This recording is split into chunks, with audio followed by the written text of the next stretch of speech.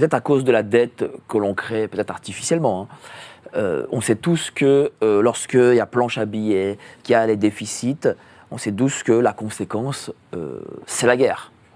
La planche à billets est électronique comme la guerre est électronique. Voilà. C'est ça le danger, c'est dans l'immédiat. Oui. Donc ça veut dire que, et même si on sera avec vous, on sera que les seuls à dire que la guerre est possible, moi j'ai envie de le dire parce que c'est une façon aussi d'informer nos concitoyens. Alors les concitoyens se doutent de quelque chose, ils n'aiment pas beaucoup la façon dont se passent les choses. Il y a beaucoup de gens qui sont des électeurs du Rassemblement national, beaucoup de gens qui sont des électeurs du Nouveau Front populaire, et beaucoup d'abstentionnistes. Ça fait une majorité. Et ces gens-là veulent autre chose. Ils ne savent pas très bien quoi. C'est pour ça qu'il faut leur montrer ce qui se passe réellement, leur expliquer avec patience et détermination ce qui se passe réellement dans le monde aujourd'hui. Et c'est ce que nous avons toujours fait.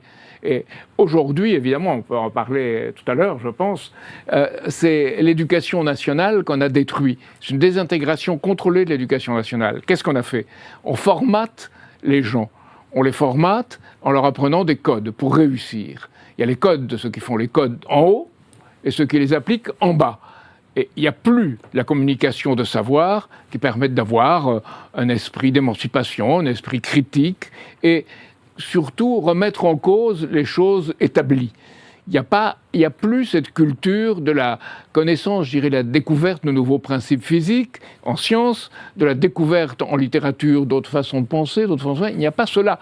Or, si l'on compare à la Chine, si l'on compare à la Russie et même dans d'autres pays comme le Brésil, il y a encore des éléments de cette culture-là. Ce n'est pas parfait, mais il y a des éléments. Nous qui les avions en grand nombre, je ne dirais pas tous, on n'a jamais tous les éléments, mais presque, disons, on s'est sabordé, presque volontairement, du fait du comportement de nos élites. Et nos élites, c'est le grand problème en France, méprisent le peuple. Ils ont peur du peuple, et ils l'ont eu depuis très longtemps. Et ça, c'est une chose qui aujourd'hui est plus forte que jamais, avec les diplômés gagnant beaucoup d'argent, les polytechniciens qui vont travailler pour la finance, pour gagner de l'argent, et d'un autre côté, il y a le peuple qui souffre et qui voudrait du pouvoir d'achat, qui voudrait qu'on sorte de la pauvreté et de l'insécurité, qui voudrait qu'il n'y ait plus de trafic de drogue. Et là, on dit, mais ce n'est pas des problèmes qui nous concernent. De toute façon, nous, dans nos salons, on prend de la cocaïne, il n'y a pas de problème. Excusez-moi de vous couper. Est-ce qu'il y a un problème sur le live ? Il y a eu un problème, mais apparemment, on est en live. Ah, est-ce que vous êtes sûr qu'on est encore en live ? Oui, on est en live. Il y a des sujets gênants. Je ne pense pas. Combien de temps le système nous laissera-t-il? La vraie vie est ailleurs. Ah, bon, on est encore en live, Voilà, mais on a, en fait, la vidéo a été coupée. Oui, on a vu. Bon, ok. Bon, non, mais je dis à nos auditeurs qui nous regardent, visiblement ça s'est coupé, ça s'est remis. Bon, bref, il y a eu un problème, mais c'est pas grave. On est redevenu en live et on revient un peu à Live est rétabli. Bref, cher Sébastien, tu voulais rajouter quelque chose ? Oui, rajouter par rapport à l'éducation populaire qu'on a lancée, parce que si vous allez sur le site de Solidarité et Progrès, donc vous avez une mobilisation contre la Troisième Guerre mondiale, donc où les gens peuvent s'inscrire, participer, justement en allant voir les élus. On a une semaine, puisqu'il y aura un second tour de l'élection législative, donc qui aura lieu dimanche, et donc on a une semaine où tous les candidats sont dans la rue. Ils sont tous dans la rue en train de faire campagne. Donc c'est l'occasion de prendre son smartphone. Là, vous avez peut-être je ne sais pas combien d'auditeurs qui nous écoutent, de prendre votre smartphone, d'aller voir le candidat et lui dire « Est-ce que vous êtes prêt à envoyer vos enfants à la guerre mondiale ? Est-ce que vous êtes sérieux ? On va en montrer. Est-ce que vous êtes sérieux quand vous dites qu'il faut donner des armes à l'Ukraine ? Et les obliger à répondre de cela. Donc j'invite tous les gens qui nous regardent à aller sur le site de solidaritéetprogrès.fr pour ça. Il y a aussi, par rapport à ce qui était discuté sur l'éducation, on a publié un dossier qui s'appelle « La désintégration contrôlée de l'éducation nationale » qui est très intéressant, qui est sur notre site, dans la partie « Se former ». Et donc, on le verra tout à l'heure dans les vidéos, que, comme disait Jacques, il y a des gens qui le sentent. Si vous allez, par exemple, interpeller dans la rue des militants du Rassemblement national, on a même eu une candidate de la France Insoumise qu'on a interpellée publiquement, je ne sais pas si on verra la vidéo, où elle dit, elle est contre l'OTAN, contre les guerres de l'OTAN, et qu'elle se battra pour ça. et je ne parle même pas des électeurs et des militants du Front National, dont d'ailleurs certains candidats, qui sont totalement contre l'OTAN, et même certains contre l'Union européenne et l'euro, mais qui par la ligne... On va montrer la ligne ces images, par et on va montrer aussi l'attitude, parce que vous avez interpellé, enfin, vous montrez deux vidéos surtout, où vous avez interpellé M. Moretti et M. Le Maire, mais on va en parler juste après, et on va décortiquer un peu leurs attitudes et ce qu'ils disent. D'ailleurs, ça c'est quelque chose qu'il faut faire. Moi j'invite les gens, et les gens ne le font pas assez souvent, c'est qu'ils ne vont pas voir leurs ministres, ils ne vont pas voir leurs députés, ils ne vont pas voir leurs élus, ils leur disent « mais monsieur, il faut un peu rendre des comptes. Qu'est-ce que vous avez fait à l'Assemblée nationale? Est-ce que vous avez fait telle proposition? Est-ce que vous avez, dans votre question orale, dit ceci ou cela ?» Les gens ne le font pas. Pourquoi d'après vous? Parce qu'en France, on les a accoutumés à être libres d'obéir. Et les gens sont accoutumés à des mœurs de cour, à des mœurs de révérence, qu'a pris la bourgeoisie, et qui rend fou le peuple. Le peuple en a assez. Mais il ne voit personne qui vienne à lui en lui proposant des solutions. Et ce que nous avons fait dans notre histoire, avec Solidarité et Progrès auparavant, ça s'appelait le Parti ouvrier européen, c'est d'essayer de communiquer au peuple ce qui était réellement ce qui se passait et les solutions que nous développions. Aujourd'hui, c'est la France qui passe du côté du Sud global, pas pour adopter la politique de tous les pays du Sud global, mais qui rentre dans un nouvel ordre de développement mutuel et qui, de ce point de vue, défendent une nouvelle architecture de sécurité mutuelle. Ce qu'a proposé Poutine dans le domaine eurasiatique. Il a dit même les pays de l'OTAN pourront y rentrer. Donc bravo, monsieur Poutine, je dis, voilà quelque chose, on peut parler sur ça. Il y a toute la politique de combattre l'oligarchie financière en disant il y a certaines dettes qui ne feront pas payer. C'est le traité de Westphalie. On l'oublie, l'exemple du traité de Westphalie de 1648, brillamment poussé par la politique française à l'époque, Münster et Osnabrück, qui disait premier principe, on pardonne le mal qu'on a fait à l'autre, on pardonne les offenses, on pardonne les violences. Deuxième principe, on fait des choses pour l'avantage de l'autre, en pensant que ça sera aussi notre avantage. Et troisième principe, on annule les dettes de guerre, qui sont des dettes illégitimes, injustes. Mais aujourd'hui, il y a tout un endettement des pays du tiers-monde, et tout un endettement à l'intérieur de nos propres pays, qui est illégitime et injuste. Et il faut faire, certains ont dit, il faut faire un bilan. Jordan Bardella a dit oui, je ne prendrai pas de mesures avant qu'on fasse un audit. Mais ce n'est pas l'audit qui est fait par des inspecteurs du finance, des agents du Trésor ou des gens qui travaillent dans les banques. C'est un audit qui doit être fait avec des représentants du peuple. Alors de façon ordonnée, de façon qualifiée, mais qui doit être fait pour voir comment on peut libérer du carcan, je dis qui date de 1946 avec un côté un peu provocateur, mais sortir de ce carcan pour pouvoir avoir une vraie politique économique et le communiquer aux gens. C'est pour ça que nous avons cette campagne. Il ne faut pas élire une Assemblée nationale qui soit dans l'OTAN pour la guerre.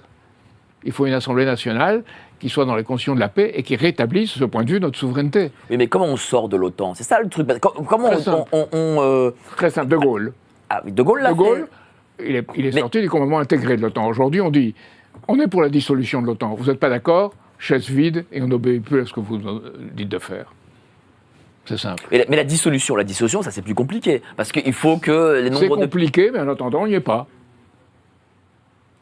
Mais est-ce que la dissolution, vous savez, quand on voit qui a été élu aujourd'hui au poste de commande en Europe, la pire, c'est Kaja Kallas, qui est celle qui a dirigé les affaires en Estonie. Estonie, c'est la plaque de l'OTAN en cybernétique, en numérique, en tout ça. Bon, qui mange un russe à chaque petit déjeuner, Kaja Kallas. Elle est chargée, elle remplace Borrell, elle est chargée des affaires extérieures. Après, Ursula von der Leyen, réélue. Et ensuite, Mark Rutte, qui est un des pires pro-OTAN dirigeants qu'a eu l'Europe, des Pays-Bas, qui devient secrétaire général de l'OTAN pour remplacer quelqu'un qui était déjà très mauvais, Stoltenberg, mais je crois que Mark Rutte peut être pire. Donc voilà des va-t-en-guerre qui sont au poste de commande dans toute l'Europe. C'est ça la situation aujourd'hui. Et en France, des gens qui, dans les 3 principaux rassemblements, ne s'y opposent pas. Donc il faut prendre à partie ceux qui vont être élus et en même temps agir sur les électeurs. Alors évidemment, c'est difficile de le faire très vite. C'est pour ça qu'on demande à tous ceux qui ont une idée de ce qui risque de se passer très vite, parce qu'il y a un risque d'escalade vers l'affrontement nucléaire. il faut à tout cela dire, il faut transmettre au peuple non seulement ce qui se passe, mais comment en sortir et avec quelle politique. Mais la guerre, cher Sébastien, c'est l'Ukraine et la Russie qui nous amèneraient vers la Troisième Guerre mondiale, ou est-ce que c'est plutôt peut-être le conflit au Moyen-Orient ? Alors, avant de répondre à cette question, je vais rassurer les auditeurs. Nous, on avait lancé une campagne, justement au moment de la réforme bancaire que nous proposions, pour aller rencontrer tous ces députés. Et beaucoup de nos militants, nos sympathisants, ou les gens qu'on rencontrait dans la rue disaient « Ah oui, mais moi, mon député, c'est Monsieur Cahuzac, moi, c'est Madame Royal. Oh là là, je vais pas aller la voir, je vais... Quand même, elle passe à la télé. » On leur disait « Mais si, faut essayer. » Et du coup, on a eu plein de gens qui sont allés voir leurs députés et qui se sont rendus compte, en fait, en ayant travaillé la proposition de loi, un peu en lisant ce qu'on dit, que la plupart de ces députés étaient totalement incultes. Je le dis ici, incultes. Certains ne savaient pas ce qu'était un produit dérivé, ne connaissaient pas la loi de 73, ne savaient même pas pourquoi les banques étaient séparées avant et tout ça. Et à partir du moment où les auditeurs se rendent compte que leur député est inculte, et puis ça c'était il y a 15 ans, je ne vous raconte pas aujourd'hui, le niveau a chuté encore plus. C'est vrai. Ça, pour le coup. On voit les interviews des candidats à la députation, c'est quand même extrêmement hallucinant parfois, c'est stratosphérique de nullité. Donc, il faut bien voir que ces gens-là sont incultes et nuls, donc il faut aller les voir, et puis ça vous donnera en plus envie de faire de la politique, justement en disant, mais s'ils sont tellement nuls, pourquoi moi j'en ferai pas, et je peux m'engager, pourquoi pas Solidarité et Progrès, pour faire de la politique. Donc après, est-ce que le conflit...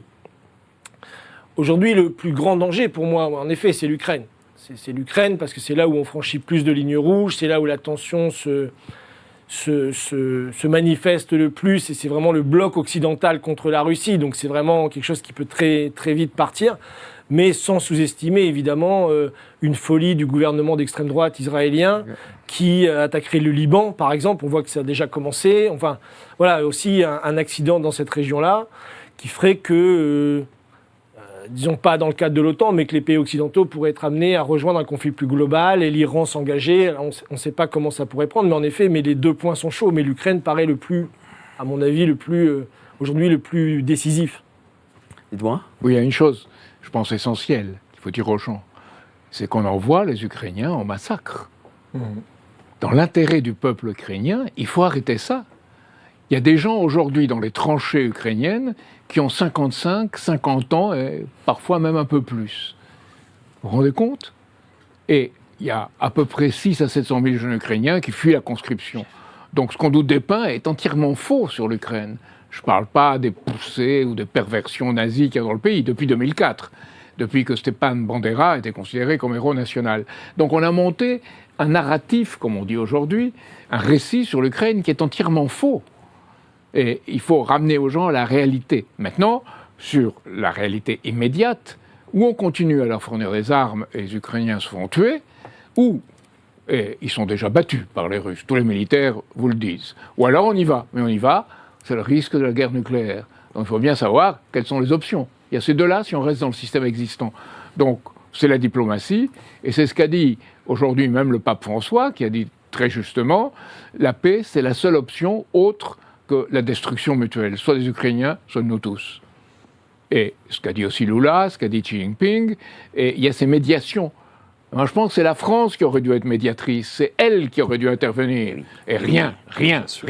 Au contraire. Qu'est-ce que ça veut dire ?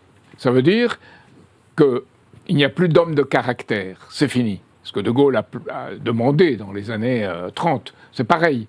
Il n'y a plus d'hommes de caractère.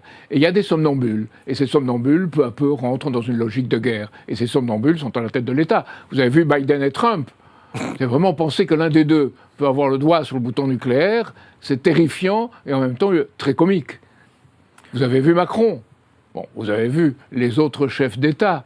Vous avez vu, je vous ai dit ce qu'étaient aujourd'hui les dirigeants en Europe.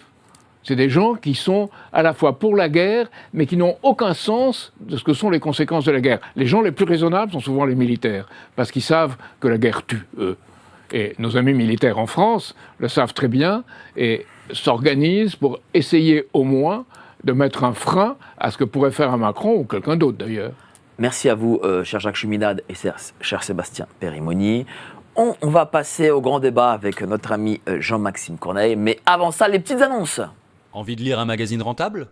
c'est-à-dire s'informer avec des spécialistes sur les sujets qu'on aime, mais aussi protéger ses finances et sa vie privée. Comment ?